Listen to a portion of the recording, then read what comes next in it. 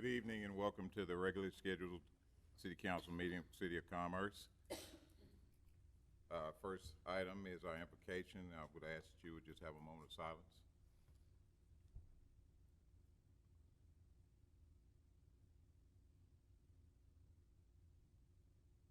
Thank you. Next item is the Pledge of Allegiance by Councilmember Stephanie Mueller. I pledge allegiance to the flag of the United States of America and to the republic for which it stands, one nation, under God, indivisible, with liberty and justice for all.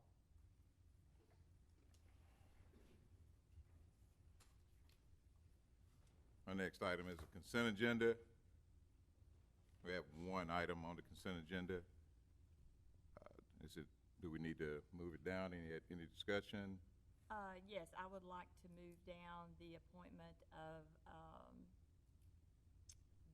I'm trying to find it here. County Appraisal District. That's item number 6. We're on item number 4. Oh, That's not part of consent. I move that we accept the consent agenda. Second. All in favor? aye. Any opposed? Consent agenda passes. Next, we have the presentation of City Council by members of the public. I have one card, which is Bonnie Hunter.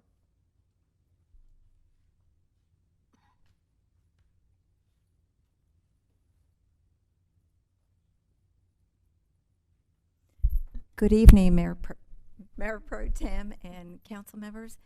I have a guest with me this evening. I would like to introduce Frank Zwerkin. He is the Senior Project Manager and Construction Manager for the new facility that will be moving into 400 Maple Street.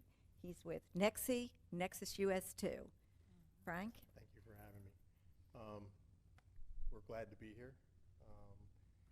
We are a green building manufacturer of composite wall and roof panels. So they're very sustainable, green, meet low carbon initiatives that are coming into the U.S. Nexi was originally founded in Vancouver, Canada, and has moved into the United States. Nexi USA owns the rights to the first 5 facilities in the U.S. Commerce, Texas is facility number 2. Got 3 more to construct in the U.S. in the next 3 years. So we're happy to be here. We're hoping to employ anywhere from 150 to 200 people once we're up and running at the end of the second quarter of next year is our goal, to be up and manufacturing by then. So appreciate being here. Welcome. Thank you. Thanks. Frank, We will we're be visiting glad to have you. Texas quite frequently. Yes, quite frequently over the next 9 months. Be my second home. We're glad you're Thank you. here. Thank you, Frank. Glad to hear. We're glad you're here. Thank you. Thank you. Item 6, discussing and possible action on a resolution nominating representatives for Hunt County Appraisal District Board of Directors. Mayor Pro City Tem, Council, Howdy Lisenby, City Manager. We were approached by the Appraisal District, and it is time for the entities to reappoint or actually renominate their members for that board. And most of you are probably familiar with the process, but the first step is we nominate 1 or more members to serve on that board, and then they compile all the nominations. Then I believe sometime after October, then they will hold an election, and we will come back, and as a taxing entity, we have a certain number of votes that we get to cast for different candidates. And in the past, we typically have only nominated 1 individual.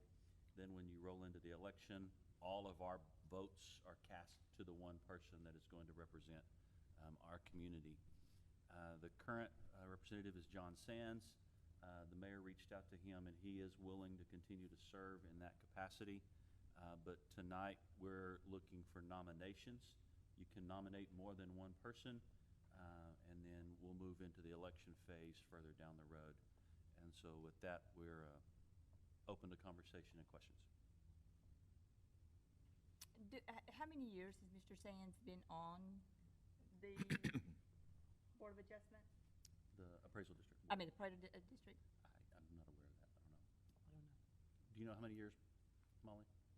I'm not sure in totality, but I came here in 2017. We nominated him, and he served for the 2017 to 2019 term, and then again in the 2019 to 2021 term. And I would assume he was in an existing term when I got here, so I would guess at least 6 years.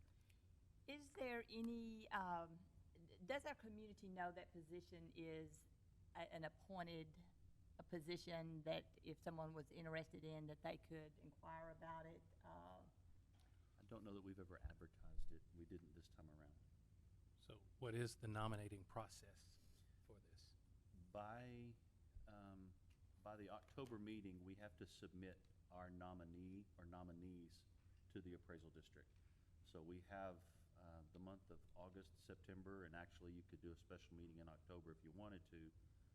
The city council submits nominees, and so y'all would adopt a resolution identifying who those nominees are, and that gets submitted to the appraisal district, and then they start the election process, and then we would cast our votes. I don't remember how many votes we have I think in it was total, 186, I think. but if we have multiple nominees, then we can spread them out. But as far as I can find, we've only ever had one nominee and one person that we voted for. So if we split the vote, do we risk not having somebody representing us?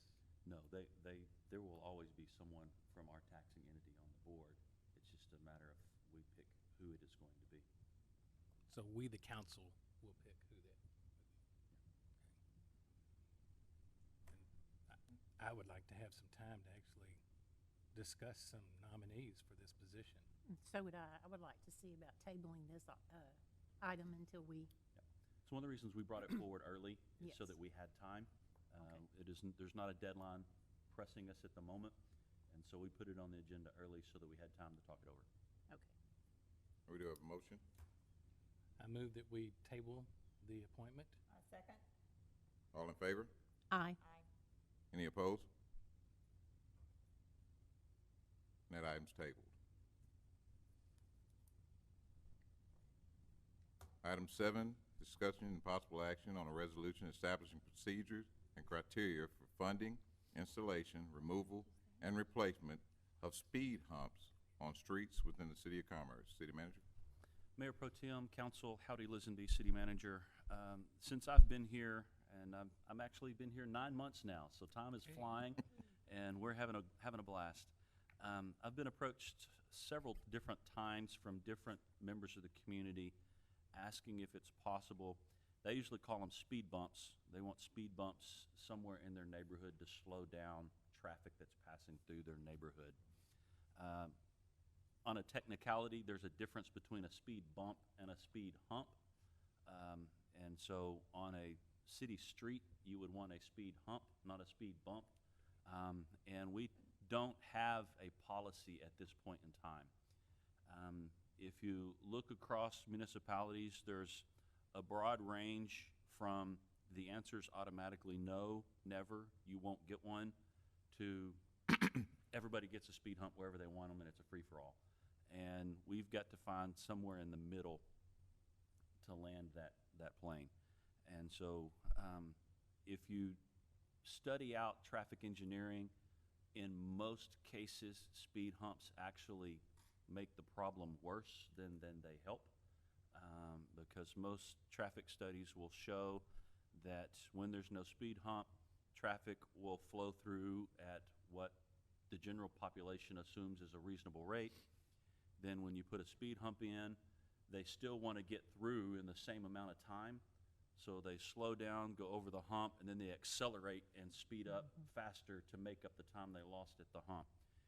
Usually that's what traffic studies will show is the result of a speed hump, and that's the reason most cities typically just say no. However, I didn't want to automatically just say no, and so we've done some research and drafted a policy that we wanted to discuss with the council to see if we could find some middle ground. So as it's proposed right now, the first step would be that if a citizen wants a speed hump in their neighborhood, they have to do the legwork to go get a valid petition of a majority of the property owners in that neighborhood that would agree and sign off on wanting a speed hump. That way you don't have one or two people requesting a speed hump that everybody else hates. So the first step is a petition of at least over 50% of the homeowners in that affected area. And then that just moves on to step two. Step two is there's some street qualifications. The speed limit must be 25 miles an hour or less. If it's a segment of road that has a higher speed than that, it wouldn't qualify for a speed hump. Must have no more than one lane of travel in any direction. So if it's a 3, 4, 5 lane road, then it doesn't qualify. It must serve direct access to predominantly residential properties, so we wouldn't do this in commercial or industrial areas. It may not be part of a state highway system. It may not be close or near the Commerce Public Safety Building. Primary reason for that is when fire and emergency response vehicles need to leave. We don't want them hitting those speed humps and adding wear and tear to the vehicles. Must not have curves or grades that would interfere with safe travel. It may not be placed at a driveway or the entrance to a property. And it should demonstrate a history which represents the need for traffic calming. I wrote that kind of broad, mainly so that we could visit with law enforcement and see from their point of view if there really is a safety issue. But if we satisfy all of these conditions, then that street would qualify for a speed hump. The only other piece is what type of speed hump would we install? Most people think of a permanent asphalt installation that once it's there, it's there. Those are quite expensive to install and even more expensive to remove. And so what we're proposing is looking at, they're pretty high durable plastic and rubber speed humps that are available now that you can put in as a temporary configuration. So if they get the petition, it qualifies, then we can put out temporary speed humps. We can deploy them pretty quickly, very low cost, probably about $800 per location, and then let the neighborhood test drive it. And if everybody hates it, then they can come back to us and say, we change our mind, and we just pull it up, and we haven't really altered any street configuration. So it's, to me, kind of trying to meet in the middle. We're not automatically saying no, and we're not automatically going out at great expense to create asphalt speed humps. But if people feel strongly about the safety of their street, we want to be responsive. This is a way to do that and test the waters. So I'm curious, is it, the people that are asking, is it the same stretch of road, or is it different roads throughout? I've had 3 different requests from 3 different neighborhoods. Okay. Only one of them so far put a petition together because I told them that was the first step for me to even consider it. So they went ahead and did a petition, but we still don't have a clear policy. And where would we find the funding for that? In our street maintenance budget. And so Instead there's, of potholes, we'll do a speed hump? well, you could create a pothole in the street on purpose. That would also That- serve I was to, gonna say. We have a lot of, slow- we They're have called a traffic lot Pretty of, well take care of speed in my area. Dips. Active speed calming. Traffic calming. we've got it written in such a way that as long as funds are available, we can install one. But if the budget for that year has been expended, then we won't install one until future funds are available. Okay. I'm curious if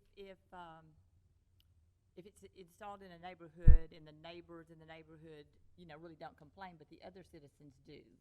I mean, what procedure when it's other people within the city that complain?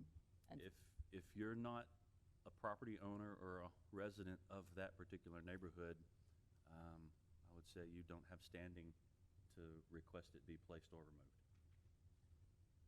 Because the people that live in that neighborhood are the ones that typically are complaining about the speed of traffic and want traffic to slow down for their or their kids' safety. So you said you had 3 requests in 3 different neighborhoods? The streets? Names of the streets? Plum, over in the Norris community. Just off Creekview. there's- Charity? What? Is it Charity off of Creek? No. Harlow. That is one, and off the top of my head, I can't remember the other one. But yeah, Harlow, Plum, those two probably would qualify. I'll have to look at my notes to find the third one.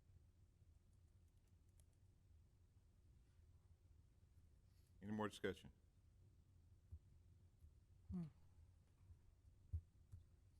Do we have a motion?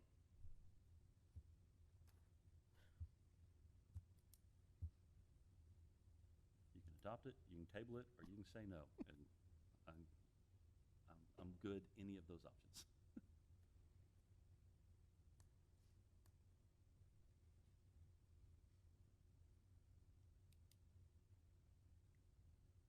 I don't know that I have a problem with speed humps. I mean, Can we bring this back and talk about it again later? We can. Mhm. The item can die for a lack of a motion. Yeah. The item dies, for lack of a motion, There but we we go. will bring it back and discuss it when the mayor's here. Okay. That way we can get more insight, go from there. Good enough. Item 8, discuss, consider, and adopt a resolution designating a planning services provider for the 2021 Texas Community Development Block Grant Planning and Capacity Building Fund for application and project implementation. City Manager? Mayor Pro Tem, City Council, this is Howdy Lisenby. We've discussed a couple of different times the need to update the comprehensive plan for our community. The latest one that we could find expired in 2020. It was written 20 years prior to that in 2000. And so you could argue that we don't currently have a comprehensive plan for our community, and that's typically something that's a very important document.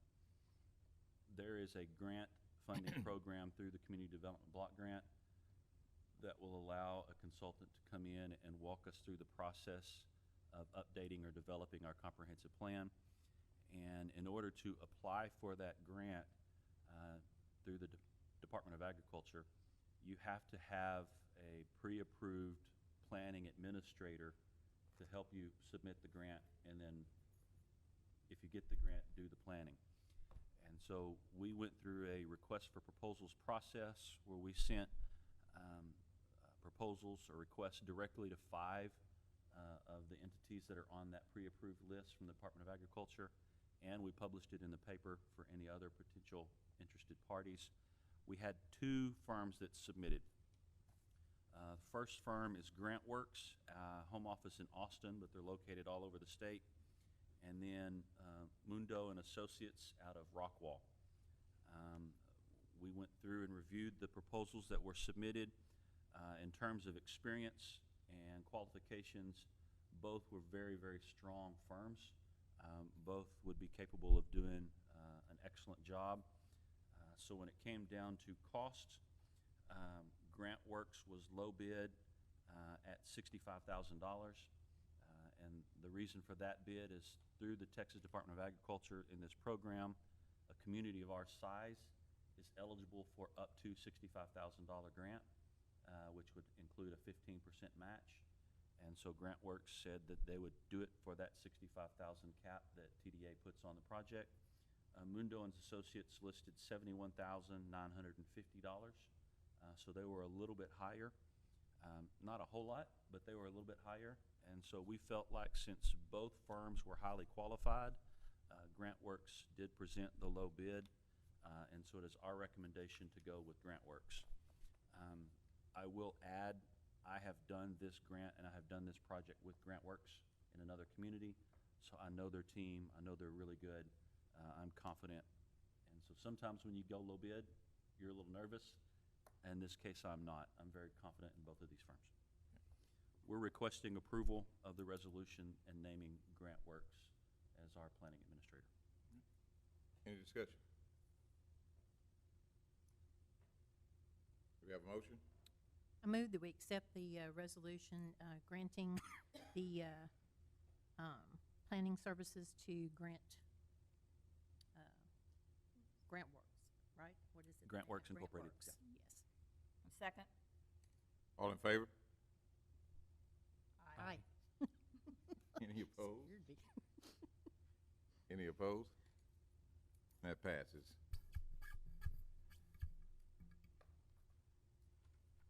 Number 9, discussion and possible action on a resolution approving tax resale deeds for 4 properties within the City of Commerce. Ms. Jacobs. Good evening, Mayor and Council. I know you all have become pretty familiar with seeing these tax resale deeds come before you either from the school district's tax attorneys or the city's tax attorneys. You all saw 8 of these last month, and I bring to you 4 again this month. I certainly think that's a positive sign of growth in our community and is a good thing. This one's a little more straightforward than last month. We have 4 properties on West Mosley Street, Henry Street, and Champion Lane. I put together a table for you all that includes the 911 addresses if they have one for those properties, the amount for the bid that was submitted by the highest bidder, the appraised value according to the Hunt County Appraisal District, and then there's a column that mentions the year that these properties were struck off the tax roll due to delinquent taxes. If you'll notice, one of these properties was struck off the tax roll in 1996, actually 2 of the properties, which means these properties have not been generating any revenue for the city for 20-30 years now.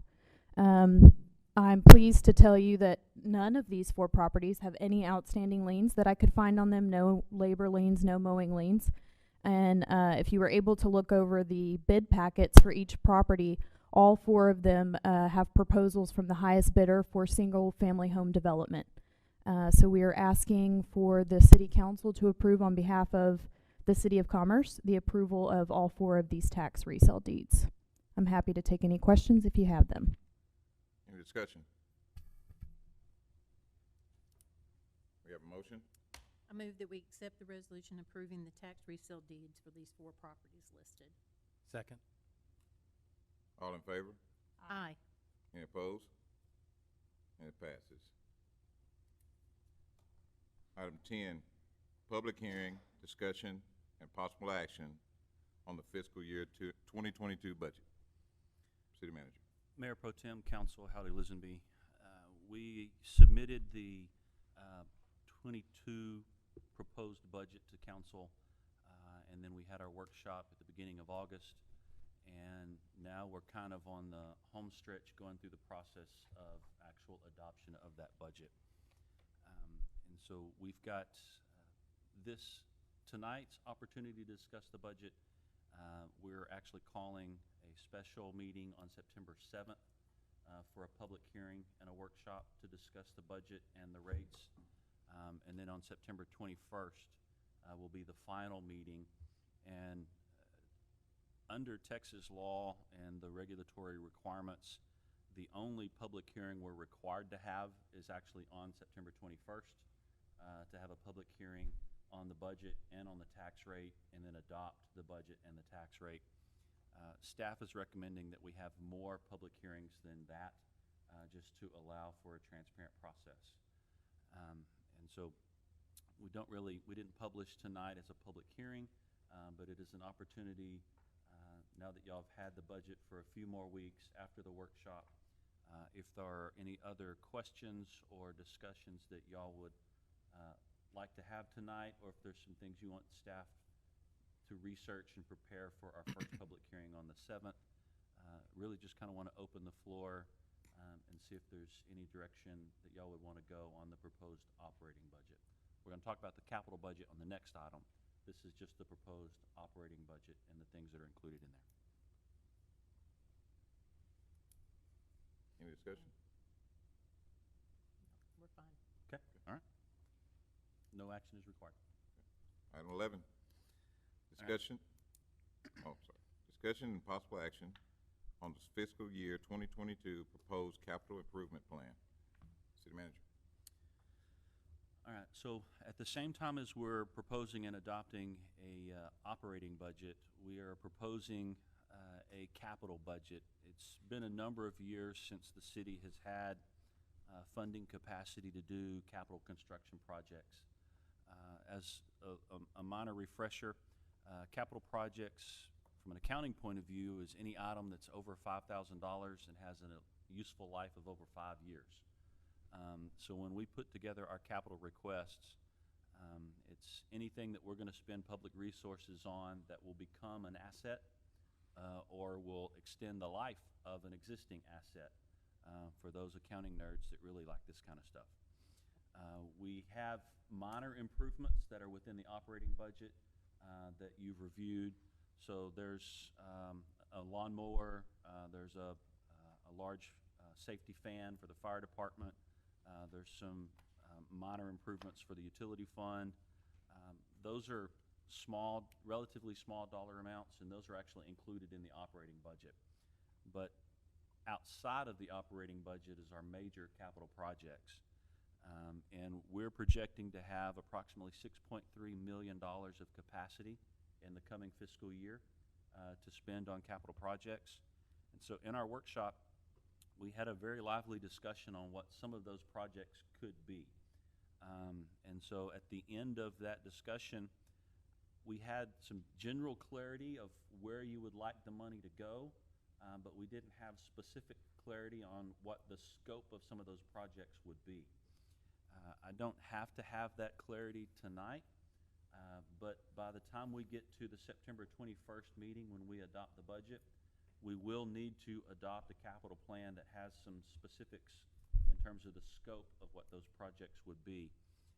Our financial advisor here would also appreciate as much clarity as we can provide on something like this. And so the general discussion tonight is mainly to make sure that I'm still moving in the direction that y'all are comfortable with, and then if there's any questions or discussion that y'all want to have about specific scopes of work. And so within the $6.3 million, we actually weren't requesting all of that funding because some of that may be needed for closing costs, but for fiscal year 22 street and drainage improvements, we were looking at about $1,250,000. Recall, we already have $1.5 million for streets in the current fiscal period. This would be about $1,250,000 in the next year, and then in the outlying years, we have additional funding to allocate to streets. So over a 5-year period, we were looking at about $9 million, a little over $9 million of investment in our streets through current projects and future projects over the next 4 years. I would like to keep them spaced out because we got to design the streets first, and then you have a relatively small construction window that you can do quality asphalt work. For example, you don't want to do those in the middle of winter. And so if we had $6 million worth of streets to do, I don't know that we could get all $6 million done in one construction window, especially given the roadway construction climate in Hunt County. There's a tremendous amount of work going on the southern end of the county, and I don't know how many civil contractors there are. And so I'm not asking, we have $6 million worth of work that needs to be done. I'm not asking for all $6 million right now, because I don't know if we have the contractors in this market to do it all. So street and drainage in this plan for 1 year would be $1,250,000. We discussed a new animal shelter with the project budget of $1,200,000. We discussed various park system improvements for approximately $1,550,000. We discussed various downtown improvements to the downtown, to the farmers market, and to our ability to have and support events for approximately $1,500,000. And then we were looking at some much needed improvements to the public library, which would include ADA access and accessible restrooms on the first floor. We're looking at a budget of about $800,000 right now. And so that's what I walked away from our last workshop hearing from you all. And so as we move to September 21st, especially for the park system improvements, the animal shelter, and or the public library improvements, some scope of work or some ideas that y'all would be comfortable with us moving forward on. We'll just need some clarity by the time we get to September 21st. And so it's the main reason it's in front of you today. Is if you have questions, if you want to talk any of these projects over now, or if you want me to do some research before we get to September 7th, I can do so. What is the process for providing you clarity? So if we, and it's Jorge, right? Yes. With Hilltop, he's one of our financial advisors. He's in a coming agenda item. If we go to the bond market and say, we're going to do park improvements, and that's all we say, that may be a little too broad for what they're going to be comfortable with.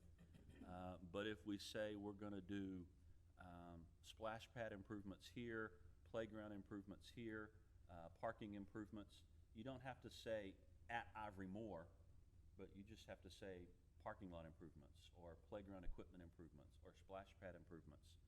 But beyond that, if you're comfortable with $1,550,000, but you don't want a splash pad, then that starts giving me some scope of work of what kind of projects are we going to do with that money. And so I know all of our parks need some tender love and care. I just need to know how much y'all would like to see in each park to give me some scope of work clarity as to what we're doing and what kind of work we're looking to accomplish. So I appreciate the workshop that we had and the amount of effort that went into that 300-page presentation that you gave us. I still am looking for the mechanism of what we as a council, do we get together as a group and outline what we think those projects should be for the park improvements and then hand that to you? Or what's the mechanism to get you that information? Well, you don't need to say exactly what the playground needs to look like at Ivory Moore. But we threw out a $100,000 playground apparatus that we would recommend for Ivory Moore. Is that enough playground? Or would you like to see something larger and inclusive at Ivory Moore?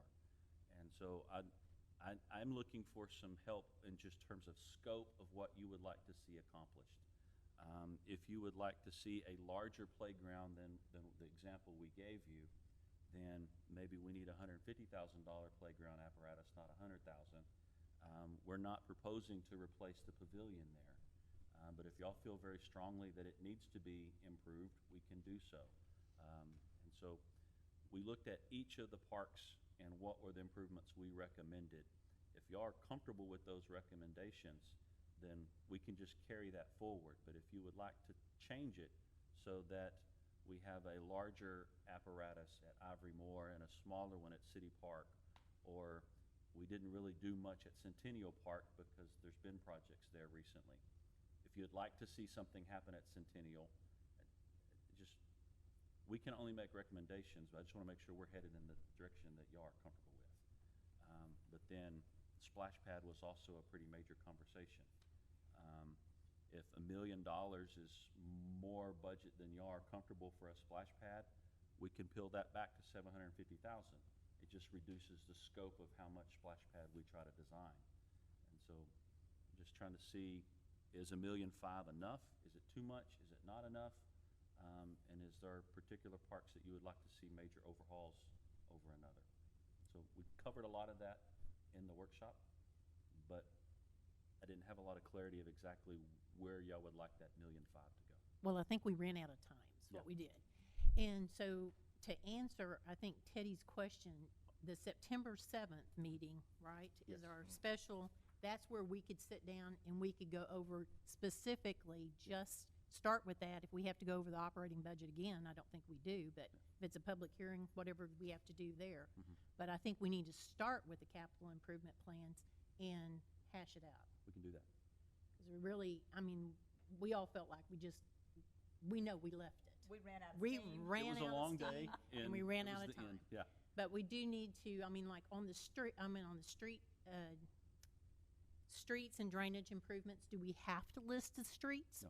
All right, so that one we can probably, if we all feel comfortable with that amount, at least, Yeah. then that's one we don't have to talk about.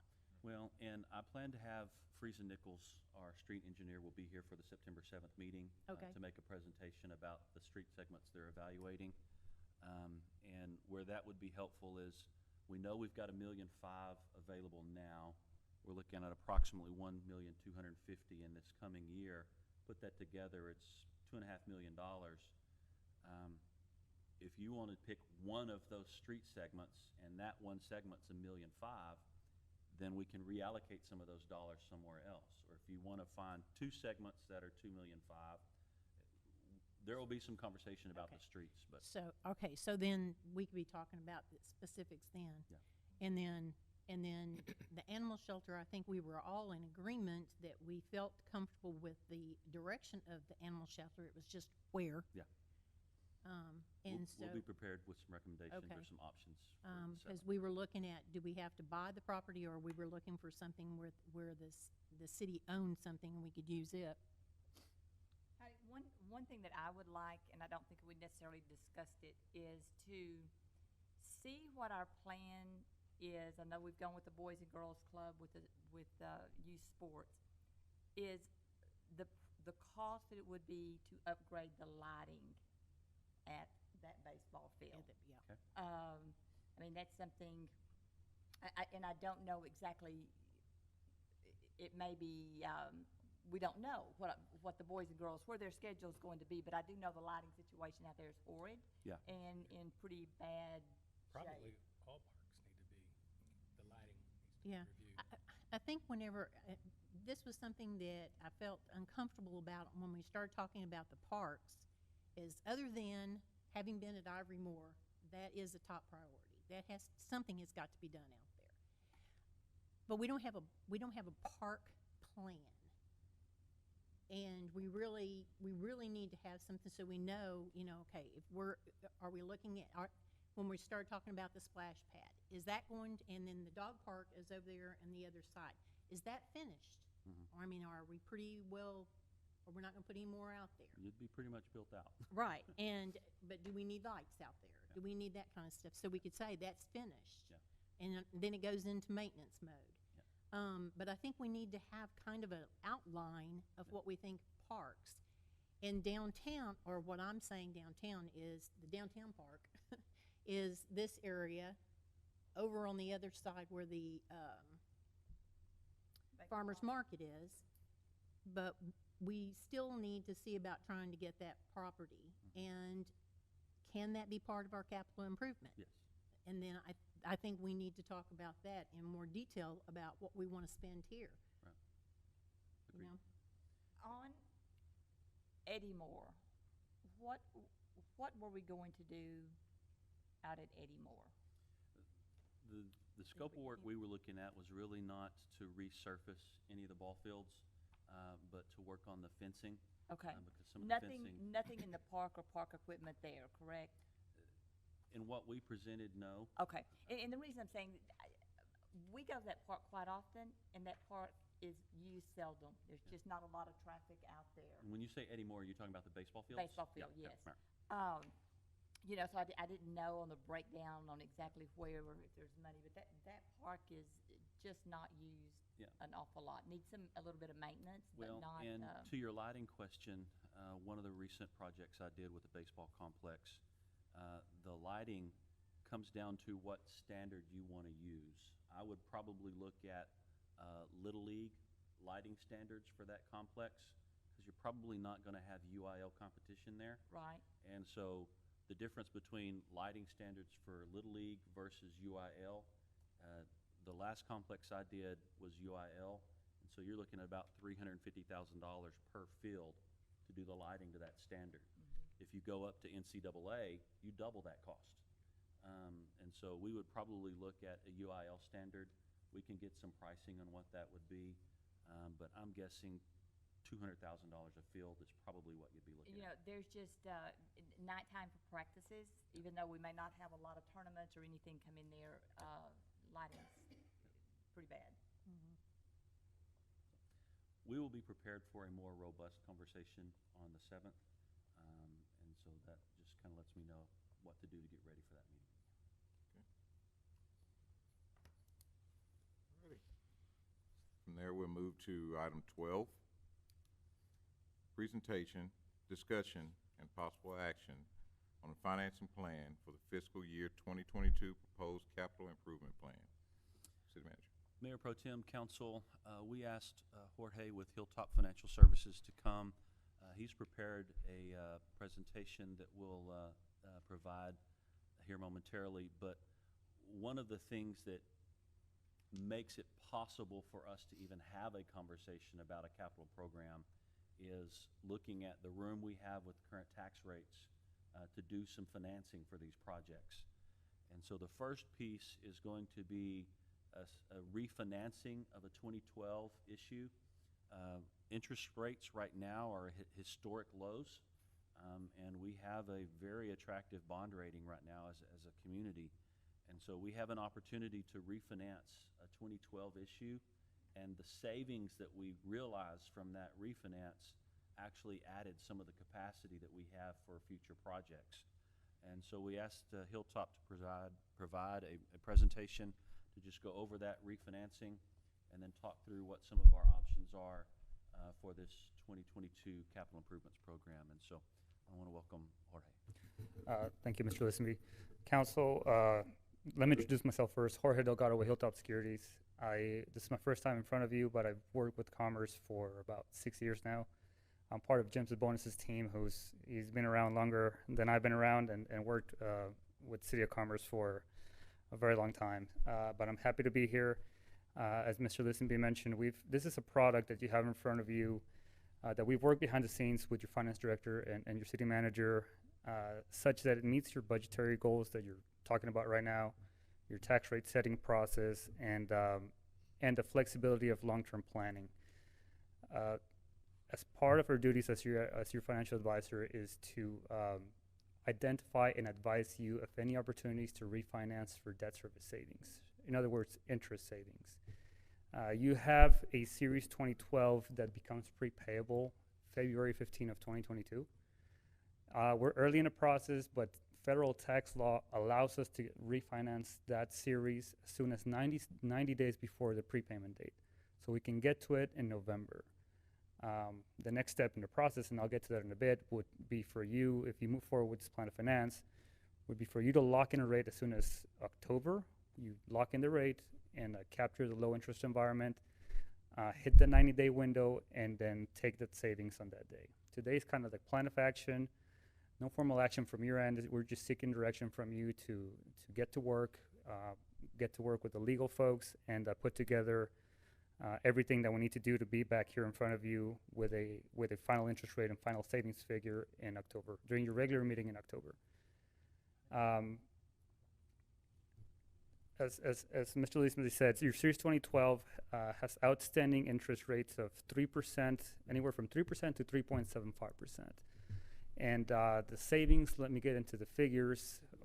We're coming to you today with a conservative look at the savings. And the reason is you won't be able to lock anything until October. And the longer time we have, the more opportunity for interest rates to fluctuate is. So we built in 0.25% to the current interest rates, and that would signify about $755,000 worth of cash flow savings for the city. So gross savings, after all, if financing costs that are involved in one of these refinancings, the city would be looking at $755,000 of debt service savings. That's over time. That's not all in 1 year. You would be realizing that anywhere from fiscal year 2023 to 37. So it allows to have future flexibility should you move forward with another project in the future. This all impacts your debt service / ad valorem side, and that's where your savings is realized on the tax rate side. Again, there's 25 basis points built into that. If we would move forward today without that cushion that we're building in, you'd be looking at $900,000 worth of savings. I'd like to come back in October and tell you that's what you're going to get. I don't know what rates you're going to do in the future, but we want to take a conservative approach and kind of shoot high and shoot low and over deliver for you. It's a straightforward plan of finance, kind of like what you did in Earlier in the year with the certificates, we would go out and get a rating. The expectation is that we get affirmed again at A+, but we do need to capture that rating in order to capture an investment grade interest rate, which is what the city is, an A+ investment grade rate. Quality. This would be a bank qualified issuance. So the good thing about moving forward this calendar year is the city only can issue can issue up to $10 million on a calendar year on a bank qualified basis. What that means is it allows for banks to get a tax break if they buy the City of Commerce bonds. And your certificate of obligation this year actually, plus this refinancing, would put you around $9 million, and you're able to capture that lower rate. So it's a good process to move forward this calendar year. Take advantage of the low interest rate environment. A big quick fact here is we track the bond buyer index. That's a major index for the tax exempt interest rate environment. The lowest it's ever hit is 2.02%. As of last week, it was at 2.04%. So that's only 0.02% higher than it's ever been. We're continuing to see those rates stay. So it's a nice way of capturing a low rate and adding flexibility for your plans going forward. Again, we would come back to you with a final product and a final interest rate and savings figure in October. We would close in November, hit the 90-day window, and move forward. Pretty straightforward, but any questions so far? Did I speak too fast? Any words that sometimes I get industry terms in my mind, and I know it's not the most common words when you're talking about bonds.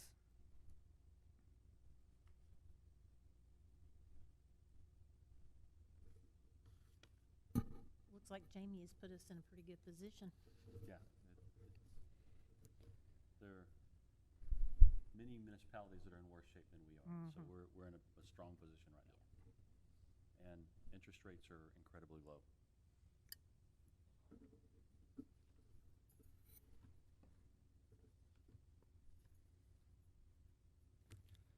So what do we need? Nothing from us Well, tonight? if we just want to make sure y'all are okay with us proceeding with the refinance of the 2012 issue. If for some reason you didn't want us to pursue that, that changes everything else. There's no action that you have to take, but we wanted to present you with this information so that we could keep moving forward knowing that we have your blessing.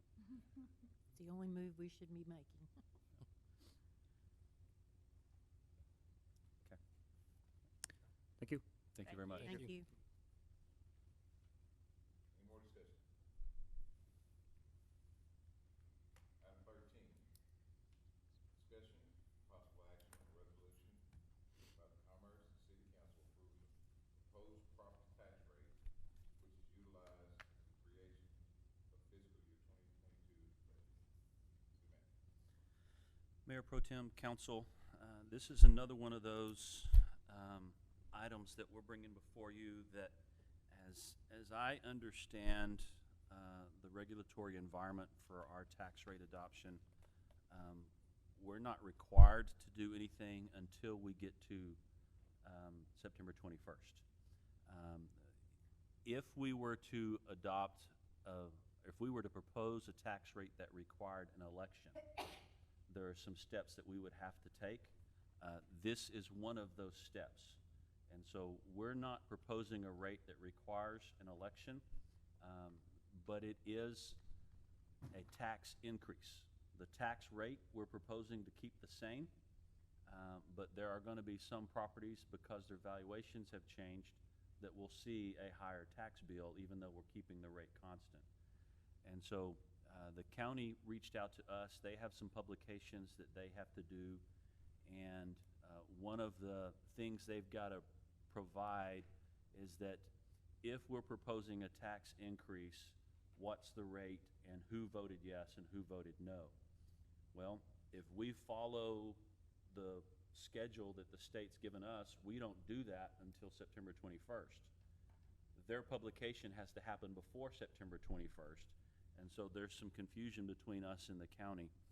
And so what staff is bringing forward today is a resolution, and that we are not adopting a tax rate. what we're doing is basically announcing to the community, this is the tax rate we're proposing, and here are the dates we have public hearings for you to come talk about that if you want to. And so what this resolution would do is basically officially state for the record that the fiscal year 22 budget assumes that we adopt a rate of 82 cents per $100 evaluation, which is the current rate that we have. So we're proposing to keep that rate current.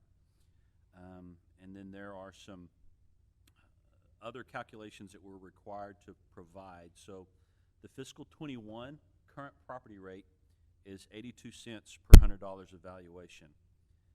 Based on the new certified tax roll from the appraisal district, the FY22 no new revenue rate would be 75 cents, 0.752009, basically 75 cents per $100 evaluation.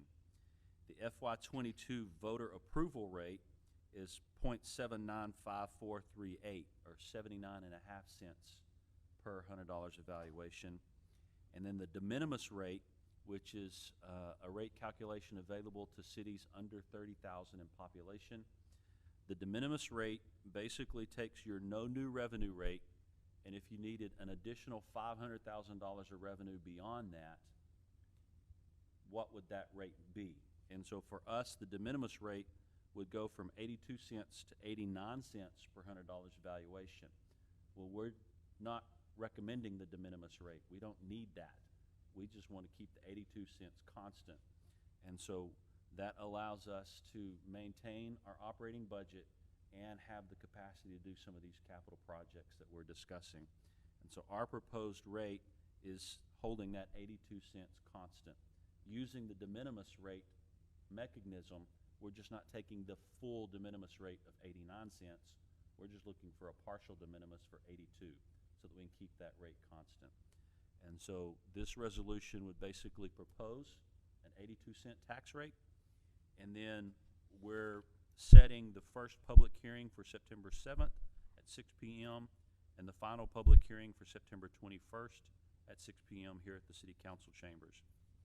And by adopting this resolution, we would take a vote so that each member has to vote individually so that Molly can record that. We can then give the county what they need to satisfy their requirements, and we feel like we've been more transparent than state would require us to be so that we can put this information in front of the community. And so that is the nature of this resolution, and we're happy to answer any questions that you may have. I don't know that I have a question, but I think when we address the public on this, that we should in here somewhere say that we're going to maintain the current 82% tax rate instead of say propose an 82% tax rate. Right. Okay. Yeah. We can do that for the And next the public hearings. presentation. Yeah. Yep.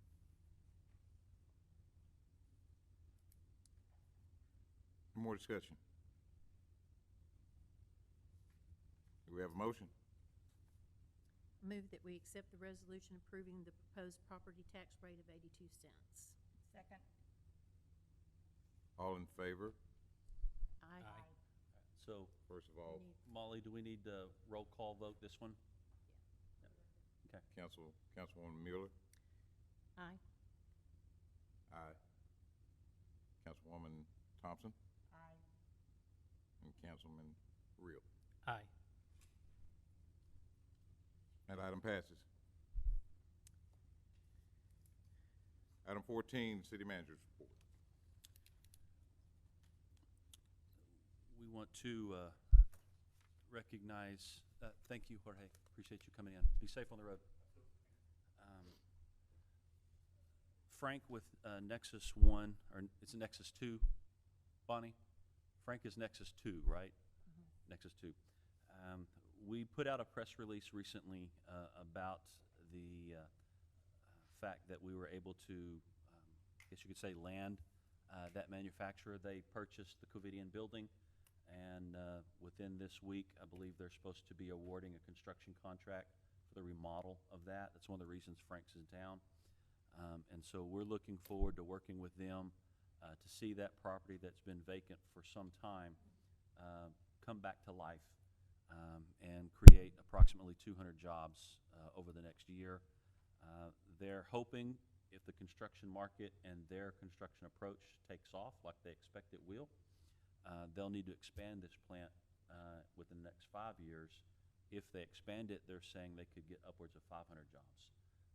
But the expansion of that plant probably will be driven by the construction market. But the product that they're bringing to the U.S. market is impressive. And we're excited to be the second place in the United States to have that technology.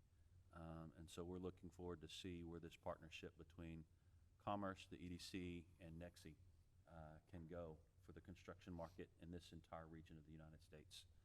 It's exciting. For the financial update, unfortunately, Jamie had a death in the family, so they had to travel out of state to attend a funeral. So she passes on her regrets that she couldn't be here, and so I will do my best to emulate her brilliance. The property tax report for July, we had a tax levy of $2,390,000. We budgeted $2,318,000, which was 97% of collection. So far through July, we've received $2,304,000, so 96.4% of our levy has what's been received so far in property taxes through July. If you look at sales tax for July and August, we budgeted we budgeted $1.15 million. So far, I think we've brought in $1.16 million, and so we've already brought in more than we budgeted in sales tax revenue, and we have one more month of collection before we've wrapped up that fiscal year. And so that's the property tax and the sales tax numbers that we've received so far. Any questions on those? Jamie will have the detail report once she gets it from the state, that we'll provide that probably in our next meeting. It just shows the breakdown of retail and food service and all of those different things. The last thing I wanted to mention on finance, since I've been here, I know we haven't provided a monthly expense report for the organization to council. I think that's something that would be beneficial for you all to see on a monthly basis, is kind of a budget to actual expense report for our organization, at least the general fund and the utility fund. It's really not a lot of activity in some of these minor funds. And so we've got a couple of different options of how we would format that and present it to you on a monthly basis. Is that something that you're interested in, and is there some way you would like to see that presented as we get ready to have those reports put in front of you? Whichever way you present it to us. Yeah, Okay. it's a wonderful idea. All right, okay. Molly, calendar of upcoming events? Mayor and council, our friends at the Bread of Life Food Pantry here in Commerce are doing an online auction to raise funds for the food pantry. I believe today is the deadline if you would like to submit services or an item to be included in that auction. And then bidding begins on their website this Thursday, August 19th at 6 a.m. And bidding will go through strictly online on their website through Sunday at 10 p.m. So this website right here is where you can go to view the auction items and place your bids. As a reminder, Commerce Farmers Market is going on through the end of August, so I believe you have 2 more weekends to stop by on a Saturday at 1100 Bonham Alley right over here and shop a excellent selection. I included some pictures. You've probably seen updates on our social media pages. We have some excellent vendors participating this year in our farmers market, and we really encourage you to take advantage of that. And then, Just a question. Who's responsible for overseeing the farmers market here? howdy. Howdy. Well, I just want to say thanks. Because, you know, recently I was over in Sulphur Springs, and a town of that size does not have a farmers market, and we do. Yeah. So thank you very much. And we're looking to expand and that's part of that capital project in the downtown area is, I think we can expand the space that's available for that and see even more vendors. The vendors that come, we have that little wooden shed, and they're pretty much fill that up, and we don't see more vendors coming because they don't want to be out in the sun and in the weather. They like the cover. And so if we can provide a larger space, I think we'll see more vendors. We'll see that grow. But then there's also other events and things that can happen in a space like that as well. So, thank you. Thank you. For the most part, it's overseen by our Parks and Recreation Department. We have a ground supervisor and several parks attendants, and then Becky Patillo. That's a project that's near and dear to her heart too. So the pictures that you see are her tending to that. But Howdy oversees that department, of course. I would give most of the credit to Becky. Sure. And then finally, we're excited. As most of you know, last year, the Boat Ark Bash was canceled due to COVID. They've made the decision to move forward with the Boat Ark Bash this year. As per every year, it will take place in the 4th weekend of September. So that'll be Friday, September 24th, and Saturday, September 25th. So as the case with every year, they've got hundreds of vendors, tons of food, live music on Friday night and Saturday. So get it on your calendar and make plans to attend. We're looking forward to that coming back this year. And then finally, mosquito spraying will continue throughout the month of August, or throughout the month of September, excuse me. And it's broke down by section. This mosquito spraying calendar is available on our website at commercetx.org for citizens to print should they need it. And that's all I have for special events. The rest of our report don't really have a lot to talk about, but in the personnel section, Molly and I met this week with Texas A&M Commerce. We're really close to wrapping up an agreement with them for student workers, students that come in during the semester. Many of them, as part of their financial aid package, have the ability to get student worker jobs that are paid for through their federal student aid. And we're doing an agreement with the university so that some of those students can come work here as part of their student worker process, not just solely be on campus. And so we're looking to get 4 to 6 student workers here at City Hall and maybe at the Public Safety Building at no cost to the city. And so it gives the students some work, some experience, some income, and it gives us extra hands. And so we're excited to see that project grow and see how we can work with those students to make that successful. And with that, we'll happy to answer any questions that you may have. We do recommend executive session, Mayor Pro Tem. Any questions? Okay. Item 15 is executive session under Governmental Code 551.071 and 551.071, Section 1 and 2. Consultation with attorney on a matter in which the duty of the attorney is a governmental body under the Texas Disciplinary Rules of Professional Conduct of the State Bar of Texas clearly conflicts with the Texas Open Meetings Act, and consultation with attorney regarding pending or contemplating litigation. We have a motion to go into executive I move session. that we go into executive session. Second. All in favor? Aye. And we're going into executive session at 7:03. Distribution. Distribution, okay. You'll be close.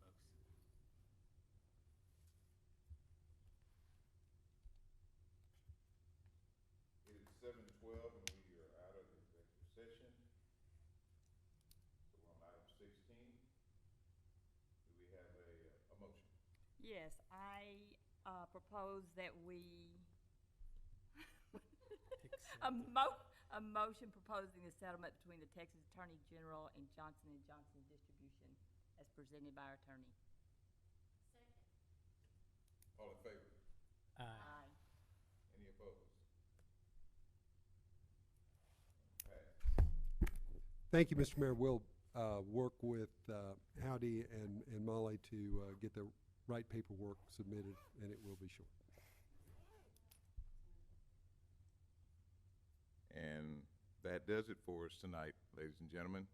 Thank you. We're adjourned.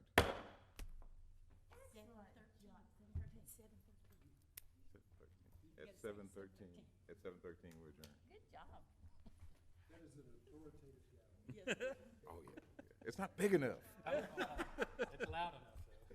Yeah. I was thinking about bringing my grandson, big, you know. Oh, you definitely got our attention.